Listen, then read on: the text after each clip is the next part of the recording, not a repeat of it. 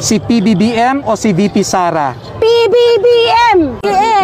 Si Marcos, Ferdinand Marcos ang dapat. PBBM. Panalo sa isang survey dyan sa mga OFW. Puro PBBM ang pinili nila. Bakit hindi si VP Sara? Anong survey ba ito?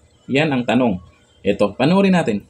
Sino ba dapat ang ma-impeach? Si PBBM o si VP Sara? PBBM! Yun naman pala yung tanong. Ang tanong, sino ang dapat ma-impeach? Si PBBM ba o si VP Sara? Akala ko naman kung ano. At least panalo si PBBM dyan sa survey na yan. Ito, ipagpatuloy natin. Period. PBBM, bumaba ka na. Utang na loob, maawa ka. Maawa ka sa future ng Pilipinas. Maawa ka sa mga kabataan na wala nang kakainin. Makikita mo sa daan sa Pilipinas, puro nagra-rugby ang mga kabataan. Alam mo niyo kung bakit? Pampalipas ng gutom.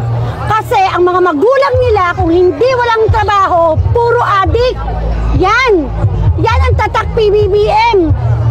Diba? Kaya bumaba ka na sa pwesto, utang na loob, maawa ka sa mga Pilipino. Yung ginawa ni Apo Lakay, ang ginawa mo, tinripli mo yung ginawa ni Apo Lakay sa mga Pilipino. Utang na loob, bumaba ka na, parang awa mo na. BBM, si Marcos, Ferdinand Marcos ang dapat i-impeach. Diba? Si BBM! Bakit? Gano'n na nga kita na ang resulta ano bang nangyayari sa Pilipinas, di ba? Ang gulo-gulo na, super na, nakakalungkot na. Kaya, malis ka na. Oo, dapat. Second kotay, kailangan mag-resign ka na. Kaya wag na tayong magbulag-bulagan. Ang mga dahilan nila kung bakit kailangan si PBBM ang ma-impeach, real talk po yan. Kung ano po yung nakikita natin ngayon. Sa bagay, yung iba dyan, yung sinasabi ko ditong 1530, natakpan ng ganyan, kaya bulag-bulagan.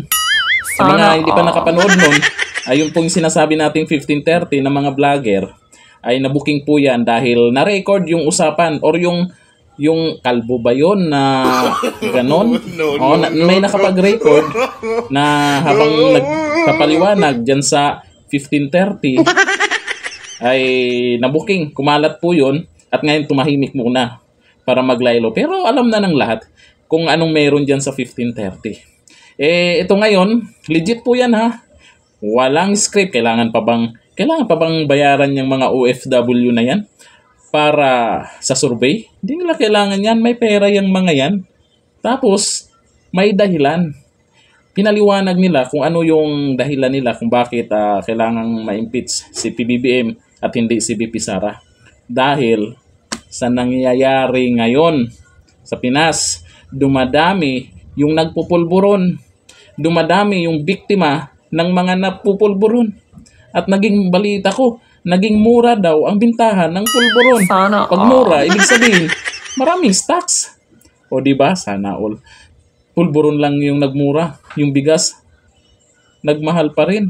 Yung mga sa palengke, mga bilihin sa palengke, nagmahal pa rin. Kuryente, nagmahal pa rin. Lahat na lang nagmahal. At least, kahit paano may nagmura yung pulburon. O kayo, kung kayo ang tatanungin, sino ang dapat ma-impeach? Si PBBM o si Vice President Sara Duterte? At bakit? Mga ganyang survey na nakakausap yung mga tinatanong at may paliwanag. Yan ang legit na survey. Kaya saludo po ako dito sa mga kapwa natin vlogger na ipinakita at napapanood natin ang tunay na saloobin ng ating mga OFW at aware po sila sa mga nangyayari ngayon. Hindi sila nagbulag-bulagan.